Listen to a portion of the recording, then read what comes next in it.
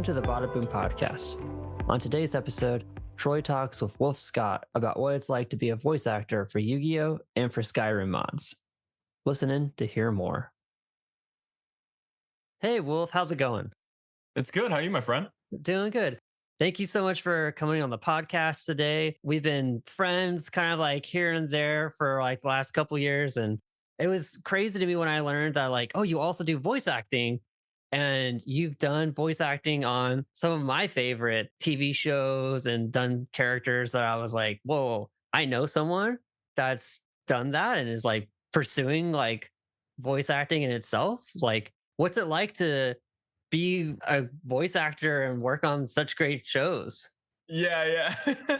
Well, first of all, color me flattered. Thank you for saying all those kind things. How does it how does it feel? It feels great. I mean, like you mentioned, I grew up being a big cartoon video game nerd. I enjoyed all of those types of media. I gobbled them up as a youth. But I never really I never thought of myself being actively involved, like a participant or like a creator in that space. I always tell people, because I've pursued a lot of different artistic fields in my short time on this earth and continue to do so. And a lot of people say, like, what are you? Are you an actor? Are you this? Are you that? And I like to tell people, and this might seem kind of hokey, but this is how I feel in my heart and soul, that I'm a storyteller, right? Like no matter what I'm doing, whether I'm acting or I'm singing or I'm voice acting or what have you, I like to be the vehicle by which, a story is told, how an idea is communicated. And so voice acting is really cool because you get to do that, obviously, but there's also a certain freedom. There's like an alleviation of burden of how it might look or how it may be perceived because someone else is handling all of that. You can just sort of focus on what the character is thinking, feeling, saying, and then, or if you're very lucky, and like some of the projects I've been involved in, you get like a sort of heads up on how the character might look or like how they might feel. So that can color your performance. But yeah, like you get to kind of free yourself of the bodily restraint of like, would the character look this way? Would the character act this way? All you have to do is feel it and express it vocally. And then the rest is kind of cemented for you, which is brilliant.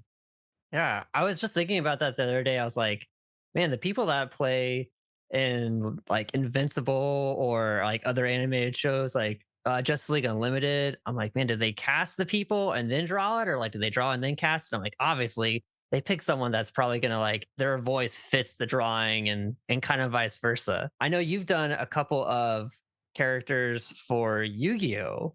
What was that like being able to play a character in a show that like we watched kind of growing up? Yeah, no. What's very funny is growing because obviously Yu-Gi-Oh, and this is something I didn't really know going into the project because I watched Yu-Gi-Oh as like a small kid, so I was familiar with Joey and Yugi and Yeah. Pegasus and all this stuff. And as he got older, I started finding different interests. I stopped watching Yu-Gi-Oh kind of more and more. And what I did not realize in the interim between then and now, how the show kind of had evolved and how it's more the arcs are kind of self-contained and the characters don't necessarily all translate between seasons, right? So by the time I show up, virtually none of the characters who I grew up with, who I knew, are still around. Although because it's an animated show, they're all borrowing from the same tropes and themes, right? So you can definitely see like the sort of replication of characters, like, oh, who's this season's Yugi? Who's this? Like you can see that as you go on, but they are all different. And so it was funny when I got, to make a long story short, the role that I got, who is Kitamura in Yu-Gi-Oh! Vrains, the season I was on, was not the first audition that I had for that cartoon for that company. Like they had sent me a couple different emails over the period of a year or so, like, hey, we would like you to read for so and so. We'd like you to read for this and that. And some of them were like main characters, some were like more villainous characters. So it was interesting to get the character that I did get eventually, because if you've seen Kitamura, if you've seen the show, or if you've heard him speak or me speak, it's a very big departure from, I think, me as a person, right? Oh, it Like, is.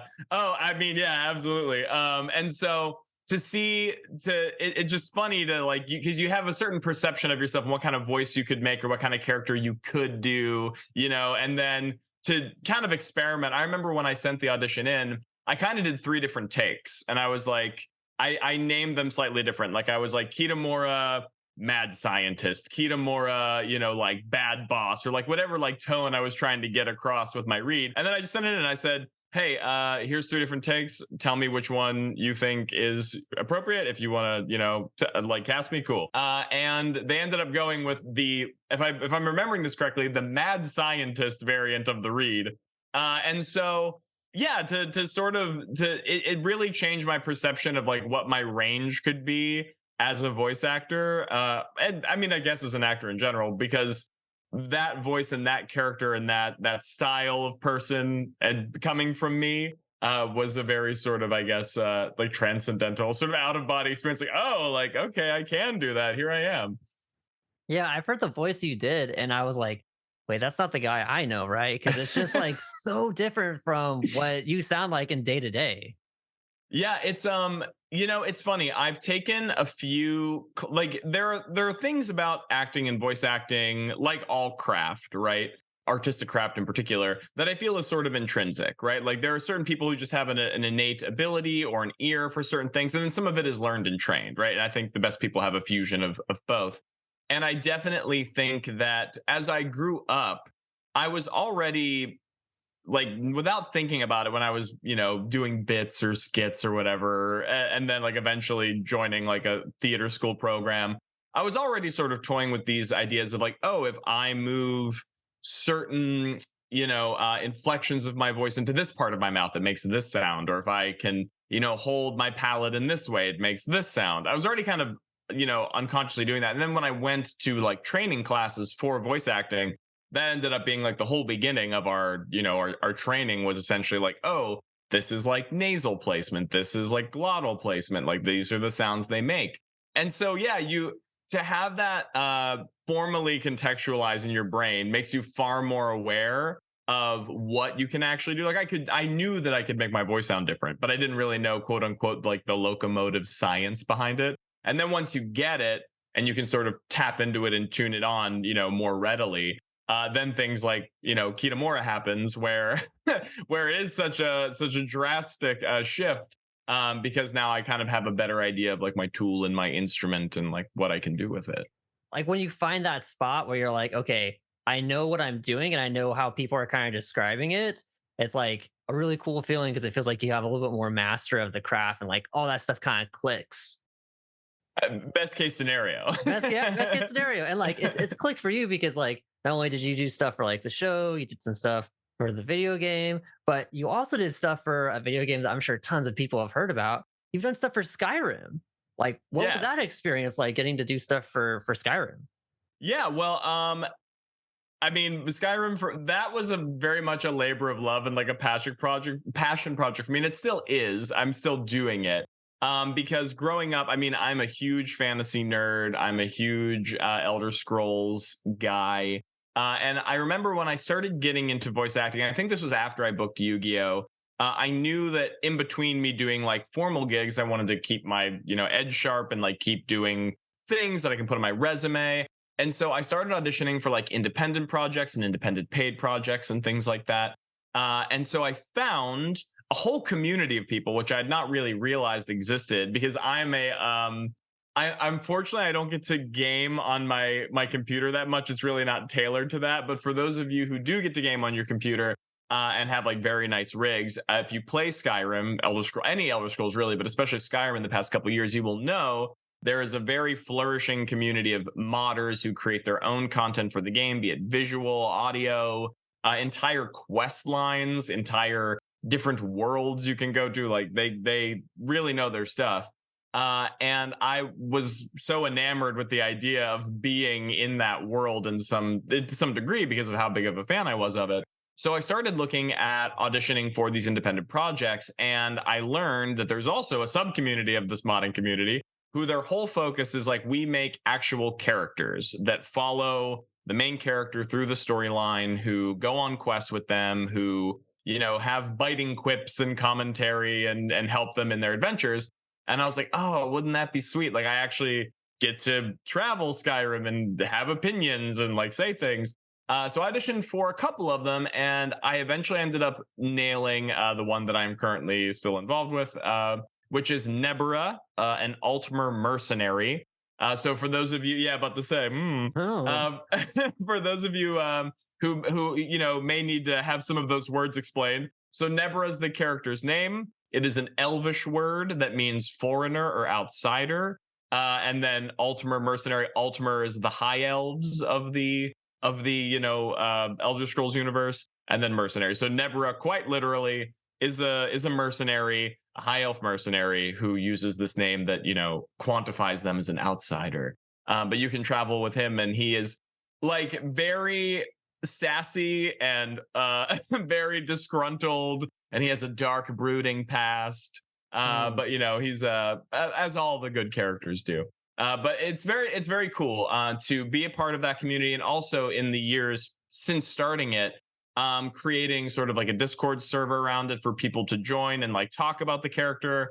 I see memes all the time that people make and videos, and people will say, "Oh, like I heard this line for the first time in my quest, and it was so funny," or like, "I heard this line for the first time and it made me so sad." And it's like really cool to have that sort of direct interactivity with people's experience of the character and the game in a way that like I hadn't really had in any other project before. dude, that's awesome. Like, Yeah.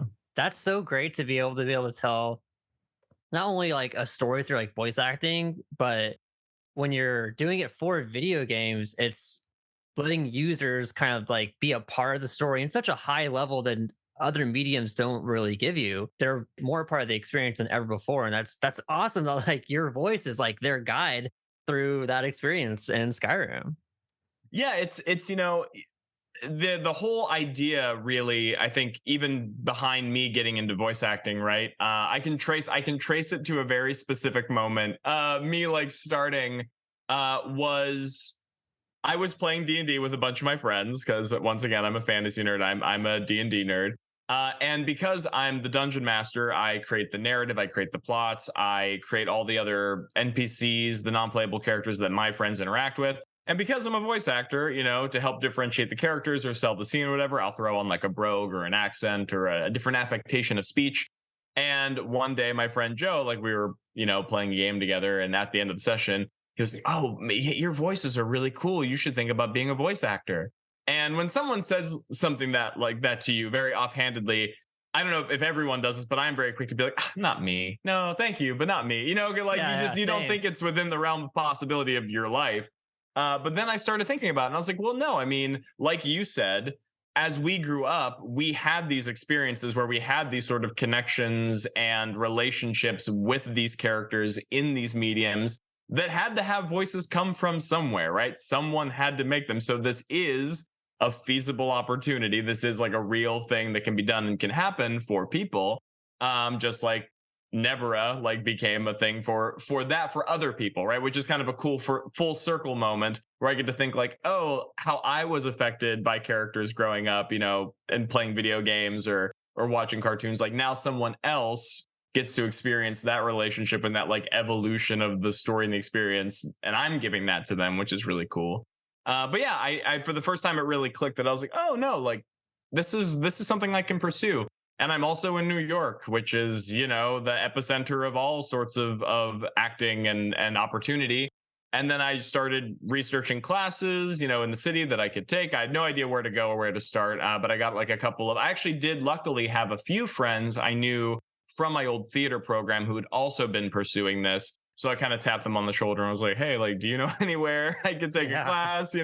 And then luckily I got some good recommendations, and the recommendations turned into classes. The classes turned into people who were like sitting in on the classes who were actually in the industry, right? Like they were like part of talent agencies or part of animation houses, like directly listening to us, And then lo and behold, I don't know, a couple weeks to a couple months down the line, I get an email that's like, "Hey, heard your stuff in class. Thought it was great. Like, do you mind if I send you auditions?" And it's like, "No, I don't mind. Send me all of them." And it's just sort of that weird, show busy, everybody knows somebody, you never know where Yeah. the next thing is going to lead kind of story. But I think that's what makes being a voice actor, being an actor, being any sort of creative individual trying to pursue this, I think, is a full time career. it makes it both beautiful and very difficult because there is something sort of, magical about the serendipity of like, oh, I did this and that led to that. And because all of the cosmic dominoes aligned in the exact right way, now I have this opportunity. But then there's also moments where, you're waiting for weeks, months, years, and you're like, when's the next thing coming along? When's the next, thing I can grab onto? It's, very, it's not very tangible, but when it bites, it feels very good. So, yeah. And I remember, I think it was around the time we met, you were like in one of those moments where like, when is this next thing going to come? And you were like really excited because I think at that time you were reading for Pokemon or like trying to get on Pokemon. And I was like, yo, I'm going to know someone that's like doing a voice on Pokemon, like the franchise that like kind of defined my generation and large parts of my childhood. I was like, how do I know this person? Like, that's so crazy. Yo, I feel that all 100%. The 8-year-old in me who went to actual Pokemon card tournaments and won Yeah. badges, you know what I mean? Like, yeah, like wanted that so bad. And I never say never. Once again, it was one of those weird, very show busy kind of connections where I was actually at the studio with all of the art directors and like the audio technicians for Yu-Gi-Oh, right? We were just sitting around after a session, kind of like in between their next recording. We might have been talking pay, I can't remember. We were just sitting in an office, right? And basically they had asked kind of a similar question that you asked me in sort of the beginning about like what was my involvement with Yu-Gi-Oh being younger. And I was like, well, to be honest with you, I watched a lot of you like the first season of Yu-Gi-Oh, kind of like don't really know much about what's happened between now and then, but like I did watch a lot. I was like, but honestly, growing up, I watched a lot of different animes and a lot of different other shows like Digimon, Pokemon, just sort of like offhandedly was like rattling through the ones I watched. And very offhandedly, to a point where I didn't know if it was like a joke or real, the one of the technicians like looked over to like the other guy in the booth and was like, oh, we should send this stuff to Pokemon. And like my ear kind of perked up and I was like, oh, yeah, you think? And I didn't hear anything, afterward. But then, lo and behold, a couple weeks later, I get an email that's like, "Hey, would you like to read for Pokemon?" I was like, "I've been waiting for someone to ask me that my entire life. Sure, absolutely." And once again, it's one of those moments, those auditioning moments that can be so hard for an artist. Where I went in, I think 2 or 3 times for 2 or 3 different roles, and each time you go, I went in. I felt so good. Yeah. I felt great because I was recording for Pokemon. Like, obviously, I'm gonna feel good. But I mean, I felt good about my performance. I was like, I showed up. I remember the one guy, even who I recorded with, after like my first couple lines, he looked at me and he was like, "This isn't your first time doing this, is it?" And I was like, "No, yeah, like thank you. I've read for Yu-Gi-Oh. That's like why I'm here." And he said, "Oh, well, I can tell. Yeah, that's awesome. Keep going." And when he said that, I was like, "I got this job. I booked this job. I'm gonna be in Pokemon. I'm so excited. Like I don't know. There was so much energy in that room." And then, of course, lo and behold, down the line, didn't hear back, which, it happens to everybody. But it's just, yeah, it's one of those things. You never know when lightning is going to strike. I felt and still feel so thankful for the opportunity to even be in that room because I don't know how many people can say they've done that and like to like look down at the lines and see the character sketches and like, oh, like I know this character. Like this is like one of the professors. It's so cool. But hey, maybe one day, fingers crossed. I mean, I hope so. I really hope so. I heard some of the like the voices you were doing, and I was like, isn't that the voice that's already in the show? Well, that's also very funny. Well, I mean, I'm sure it's different with every medium, right? But like, especially in anime, which is mostly what I've worked in at this point, at least to a large paid degree. When you're reading through those scripts, and you'll see a note that's like quick intake of breath or like cutaway sound or whatever. It's so funny how because you've absorbed that kind of content over the course of your life and you're very familiar with like the tropes and like you replicate them, you already know kind of what the sound should be without having to be told. Like you'll see like you hear cutaway sound, you're like yeah, it's Yeah, like, yeah, oh, yeah. that's like, huh, like that's the anime sound, that's like what people do. And I'm sure it's different with every medium, right? Like every cartoon might have its own like little eccentricities or whatever. But yeah, like I thank you for noticing that I apparently have those sound bits forever lodged into my head because now I can recall them when needed. It's crazy how like all that stuff affects us. But when when you don't get a role, or like you didn't get Pokemon, like what do you do in between, like, hearing, or maybe you just don't hear that you just didn't get something, like what are you doing in between not getting a role and preparing for like the next thing? What's that process like to like it's got to be tough to be like, man, I worked like for Pokemon, like that was something you really wanted, and like I had like just met you at the time, and I was like, man, I really want this for Wolf. And like when I heard like you were still waiting to hear back and ultimately you didn't get it, like what's that like, and what do you do to like make sure like, okay, the next time this comes around, I'm gonna be the best one that's there, and I'm gonna make sure I get it. Yeah, well, I guess to the first thing you said, yeah, there is sort of a there's a big debate, I guess, in any sort of audition based community where it's like, would you rather hear, would you rather not hear? In my experience, most of the time, you never hear. There's just crickets, which I guess in some way is I don't know. I think for me, I'm one of those people who might want to hear just so I'm not like standing on the edge of the cliff, like waiting, like, is it going to happen? Is it not? But like, yeah, most of the time, at least in my experience, you don't hear back. You don't know what's happening. You just have to keep forging ahead. But what do you do in the meantime? It's a great question. I think number one, I would say, well, at least for me, I can only speak in my experience. Get back into classes because, I mean, if you can afford it, because obviously, price is a factor, but it keeps your skills sharp. And once again, puts you in the room with people that you don't know could be far more involved than you're aware of. And that could open a door that you didn't know was even there. So it's kind of like a twofold win. You learn more, you meet people who might get involved. Also, for a lot of voice based classwork that I've seen, a lot of the classes will sometimes, as part of your fees or additionally on top of, they might actually cut you demo reels or like cut you pieces of content like from your recordings that you can use for audition purposes, which is great because otherwise I guess you would just have to do that on your own, and you'd have to come up with your own scripts and like do your own audio engineering, and maybe you're really good at that. Me personally, I would say I'm okay. So if someone wants to, with professional credentials, wants to do that for me, even better. So getting into classwork, I think, is very important. It has a myriad amount of benefits. Number two, I would say, is get like involved in some sort of community around voice acting. Strangely enough, I guess I shouldn't say strangely, this is 2023. Twitter has a huge, like an entirely separate sub portion of voice acting Twitter.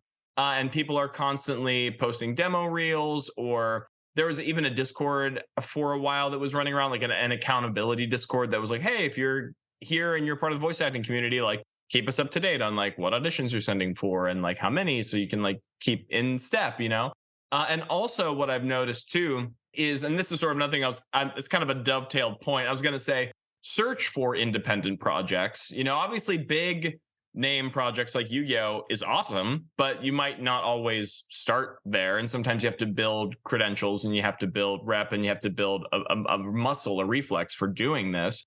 So doing independent projects, which once again, you meet people who are on the ground, who are developing their skills in whatever medium they are as well, right? Maybe if they're doing an indie game now, they're going to be part of a big publisher in the future and they know you and they've worked with you. Same thing with like podcasts or audiobooks or, whatever it can be. Those relationships can all grow and expand far more than you possibly know. But I've seen a lot of studios like that, like independent indie game dev studios, who post on these VA Twitters, and they're like, "Hey, we're casting for this new puzzle game we're trying to do, or an animated comic, or whatever it is, like send us your demo reels." And I've submitted to a bunch, and I get hits back, and they'll send me auditions, and you just keep going from there. And you once again, you're building a new avenue for you to train your skills, maybe meet people who are already involved in the industry or will eventually, ascend to a different part of it. And it can only really just help you be more involved. And especially with the VA Twitter side of things, like you're also meeting other voice actors. You can learn a lot from them. You can learn about maybe how they approach auditioning or, what have you. So just a very good resource in general, I think, to like be in tune with that side of the world. But yeah, and then I would say those are all very like functional things. Those are very like advicey kind of things, like how to get back in there. But I want to say, just as a person who really cares about like my well-being and like mental health and all this stuff. Also sometimes be okay and like take a break. Do you know what I mean? Yeah. There's no one thing I've really had to tell myself and drive myself home like with the past couple of years is like we are all conditioned to be on such tight and unrealistic timelines for our own success and our own, I don't know, our own glory, right? We all kind of want more, faster. And that's great. Like, it's good to be ambitious, but also realize that a lot of those expectations may have been, implanted into you because of, societal factors that aren't really that healthy. And so if you have some downtime, that's okay. Take it. Like, sure, if you want to learn, if you want to go to class, awesome, but also like take some time to just recover, to spend time with your friends, your family, to Yeah. do whatever, emotional work. If you're feeling really upset about a certain thing, maybe it was a big project that you were really involved with and it dropped.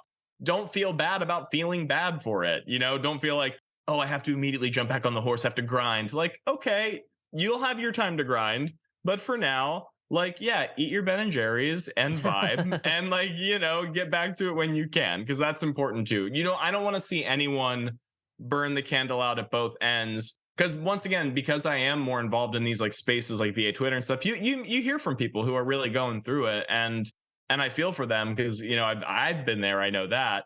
But there's also, I think there's something to be said about like giving your your voice acting, anything you do, your acting, your drawing, whatever craft it is, right, is a direct reflection of your mental and physical well-being, right? Like you can only produce quality work if you are feeling of yourself like I'm in a good place. So make sure you afford yourself the opportunity to get there before you, put out work that you're not proud of or that, hurts you, give yourself time. Very wise words. Very wise words from Wolf Scott. Like, I wish someone had told me that a long time ago when I was going to school and been like, man, yeah, I can slow down. I can make sure I'm doing okay before I start on this next project because that's what's going to make the next project great. Listen, do as I say, not as I do. Because I don't say I always do this for myself, but yeah. Yeah. Well, and like speaking of projects, what are you working on now? What's the current thing that you're working on for voice acting or anything just like creatively? Because voice acting is it's just one part of everything you do. Absolutely. And thank you for noticing that we're all multidimensional artists, right? But yeah, I would say the two things that I am most involved with right now is number one, like I already mentioned, Nebra and Altmer Mercenary. Content is still being created for that to this day. Once again, it's a bit slow going now that I have a more direct responsibility with it, but it is fun to like very recently we actually partnered with another mod team that does another Skyrim follower. So if you can script both of our characters, like journey with both of us, we'll actually talk to each other and we'll have scenes like with the characters between each other. So it creates like a whole new dimension of like their relationship and like the stories that are being told. So Nebra is still going on. And for everybody who's listening and is a big fan of Nebra, because they all know that it's very slow going, I promise you it's still happening. But we're in the works with a bunch of other characters like that to talk to and expansions to the dialogue already. So that's number one. But number two, if I may do a shameless self plug, is is I am doing a project right now called Level One Adventuring. Level and then the number one Adventuring. It is an RPG content platform, I like to call it, because we're not at this point we're on everything. We're on YouTube, we're on Twitch, all the socials. But essentially, yeah, for both video game based role playing games and pen and paper based role playing games like Dungeons and Dragons, to name some of the big ones, or even like smaller indie storytelling games. Mostly myself. We stream about 3 nights a week.